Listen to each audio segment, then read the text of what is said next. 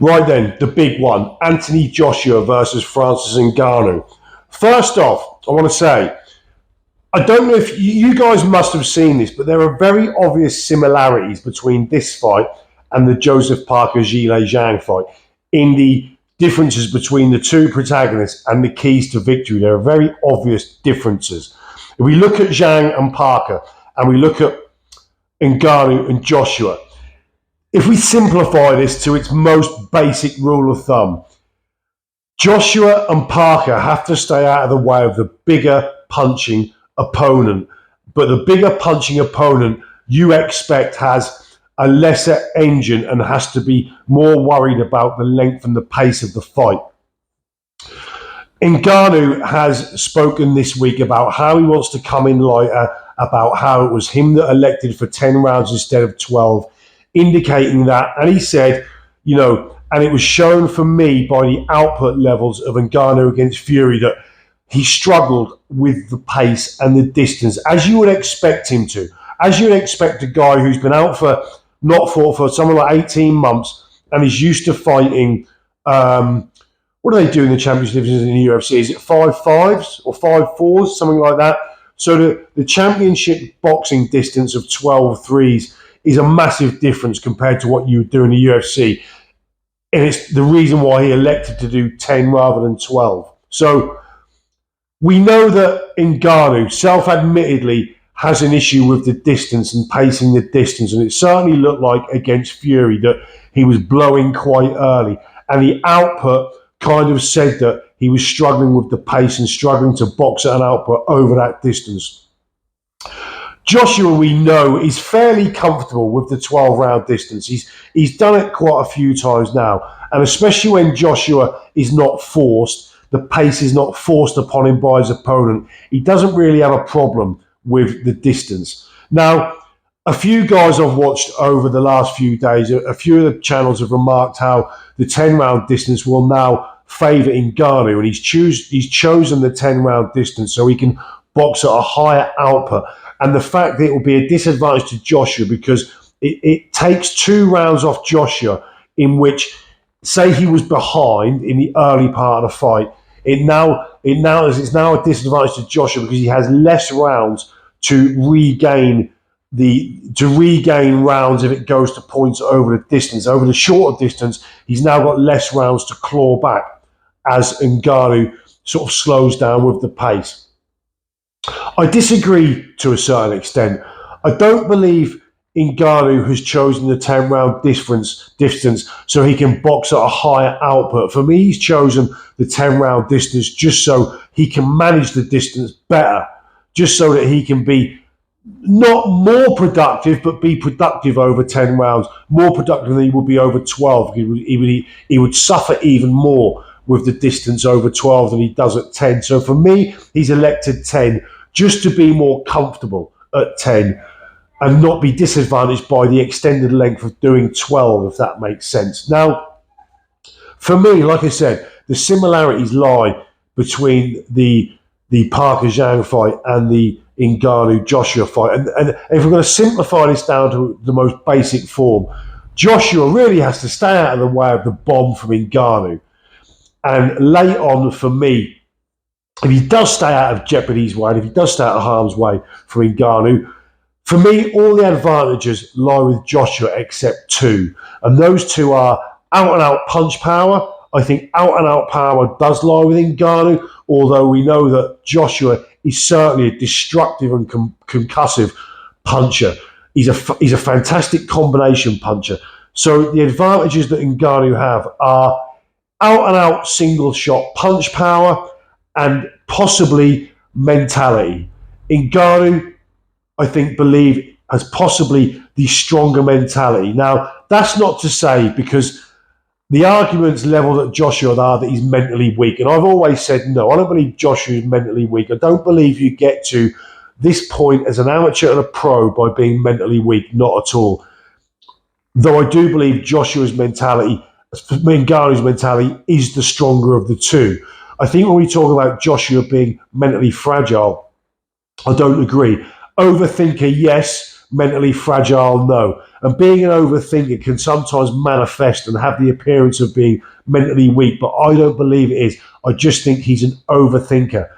I made a comment on Joshua a long time ago in a video where I said, Joshua to me strikes me as the sort of person that will be eternally on the search for the answers. Now, and I think he said so much in recent time that he's on a search for the answers. And I made a point of, in my sort of sit-down video earlier today, that there's a great interview on a one-to-one podcast with Ben Davison. And Ben Davison made the point in that he says that he said he thought Joshua was a guy that was on the search for the answers.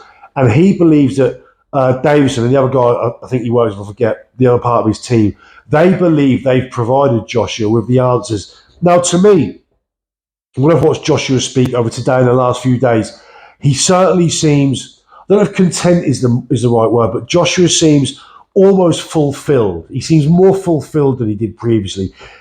It seems to me that Joshua gives off the impression of now he feels that he's the most complete he's ever been. He has the most confidence in his own ability and his own ability to answer questions. To me, Joshua comes across in the things he said as now feeling almost complete. And that's not to say that he thinks he's a finished article. I don't think any fighter ever really feels the finished article. There's always more to learn. But to me, Joshua at this point seems the most fulfilled and the most content with his knowledge and ability that he's ever been. To me, from a boxing point of view, I've always felt Joshua for a while has been pretty complete. From a technical point of view, Joshua is pretty much up there. He's almost, from a technical point of view, I think he's a pretty complete and pretty finished article, when you view him from the outside. Ngannou obviously is not.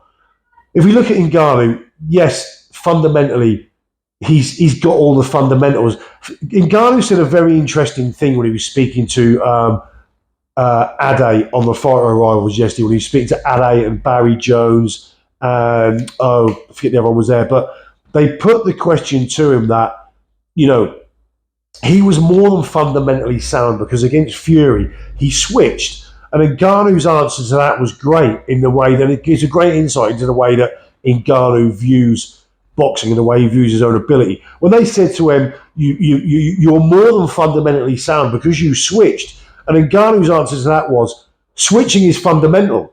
Being able to switch it and box from the other stance, it's still a fundamental, a fundamental skill, which it is. Not many people just choose to employ it, but if you learn to switch it and you employ switching, all you're doing is boxing from the opposite stance, and that in is itself fundamental. So that was a great thing that he said, but it gives you an insight into Ngannou's understanding and the way he views the sport and the way he looks at it technically.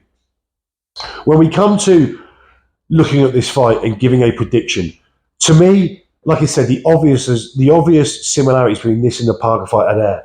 If we break it down to the most basic denominator, it's Joshua staying out of the way of Ngannou's power, and Joshua using his greater hand speed, greater foot speed, and greater movement to sort of box and stay out of the way and take Ngannou to a later point in the fight where he would be well enough ahead on points, or even to the point of forcing a late stoppage. If you took Ngannou late and Ngannou's tank and he was flagging that much, then punches you land earlier in a fight on a fresh game guy with still energy in a tank have lesser effect than if you land those same punches on the same guy later in the fight when he's tired, when his fundamentals dip a little bit through exhaustion, and the technical preciseness slips a bit because you're tired and you can't make the same movements as well as you did when your tank was full.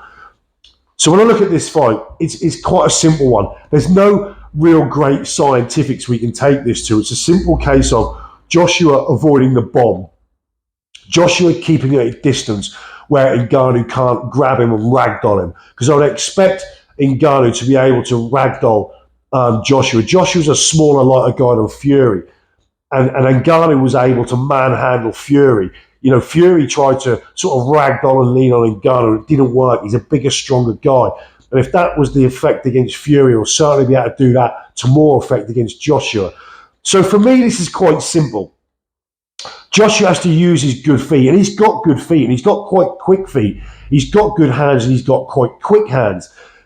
Joshua really needs to take the approach, if he's going to make it to the second half of the fight, of really boxing and staying out of the way. Use his attributes, use your fast hands, use your really superior sort of technical basics of your good jab, your good straight right hand, your good straight punches. You can throw them and land them from distance. You can't really throw the hooks and land the hooks and the uppercuts from distance. They're a shot that you have to utilise, certainly from a closer range. Yes, you can go with a lead hook, but it's not as easy to land as it is the straight jab and the straight right hands. So Joshua's got to elect to use that. He's got to use his clever feet.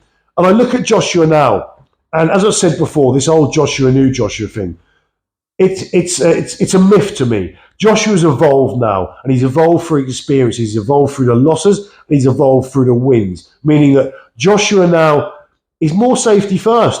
He's more cautious first. He doesn't take risks that he used to. And that fact means that we haven't seen him stopped or badly hurt since Ruiz 2. Yes, he got outboxed by Usyk, but for me, in the Usyk 2 fight, up until round 9, I had Joshua level or up. And it was only the fact that Usyk was able to go through the gears in 10, 11 and 12 that round Usyk out a clear winner in that fight. Up to that point, I think Joshua was competitive, and I think that was close. And you know, I had an argument for saying Joshua was maybe a round up after 9 because he held centre ring. He made Usyk do the distance on the outside, and Usyk probably landed with the greater volume, but he also missed a lot. He also hit a lot of arms and gloves. Joshua landed a lot of the good eye-catching single shots. So, you know, there was a certain amount of subjectivity, which of course has to be used in boxing. That's how it scored. But I thought he had great successes. So the gap wasn't that much up until 10, 11 and 12. So who do I see winning this? Again, as with Joseph Parker, if Joshua with a far greater experience, for me the greater skills, for me the greater speed of hand and foot, for me, I would say at this point the greater IQ, and for me the greater, the better cardio levels. Although Joshua struggled when forced at the distance, I believe when you compare the two, I think Joshua's are better. So for me, all the advantages lie with Joshua. If he can't employ those, and he does let Ngannou does start to land, and he does start to hit Joshua regularly, that might not be good, because any one shot from Ngannou would be enough to put Joshua away. You know, I've no doubt of that. You know, not the shot that hit Fury. I believe that was more of almost a check hook stroke flash knockdown that hit Fury high on the top of the head. I'm not convinced when people say Joshua wouldn't have got up from that shot. I'm not sure. I think Joshua may have got up for that shot. Ngannou has said publicly that he didn't land that shot properly. That wasn't a full-blooded shot. But if Ngannou does land with a full-blooded shot that lands flush, that's thrown correctly, where he's planted his feet, turned his body into it, and thrown a bomb, if Ngannou lands a bomb, Joshua could be gone, no doubt.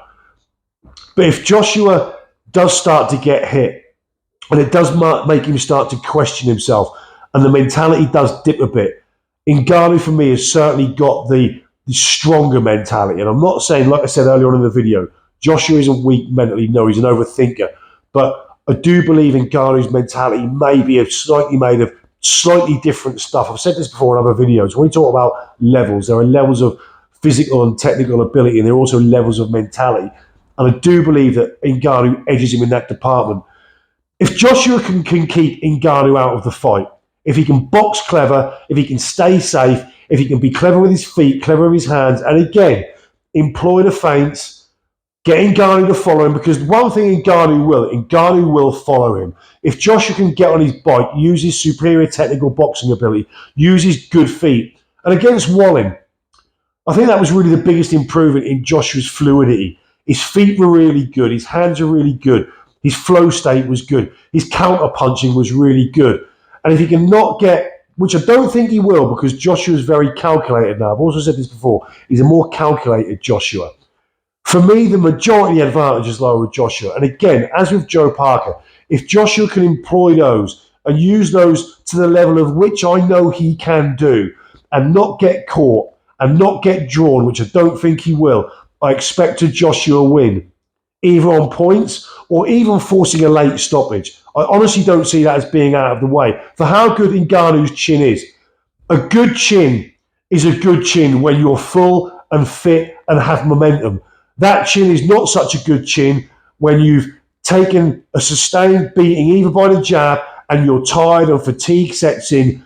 That chin will not be as effective. So, at a push, given my prediction, if Joshua boxes to plan and uses all his advantages to plan and can stay out of the way, for me, he's the superior technician in most departments, other than power and other than possibly mentality.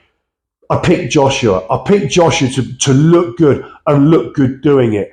To me, there's a certain amount of Ngannou was flattered by the poor performance of Fury. And let's not forget, Ngannou lost. And people dispute me on this and say I'm a fool. I think Ngannou lost widely. For me, personally, just my opinion. Not many people agree, but that's just my opinion. So Fury on his worst day still beat Ngannou comfortably. And Ngannou was good. His the levels of his abilities were far better than what we expected. And that gave skewed people's view of that fight. But in this fight, like I said, I'll reiterate, I expect Joshua to use his superior ability, superior skills, superior speed, superior boxing IQ, I believe he has, and it will take him to a points win or even a late stoppage if he can deter and keep out of the way of Ngannou's bombs and not get close enough for Ngannou to manhandle him and old man him and ragdoll him. So my prediction, I expect a Joshua win. I expect Joshua to look good, and I expect Joshua to win on points or even a late stoppage if he can stay out of harm's way for the reasons I said earlier. Anyway, hope you all enjoy. I'm really looking forward to it. And by no means, none of these predictions are foregone conclusions. We know that. But anyway, I'll see you all soon. I'm out.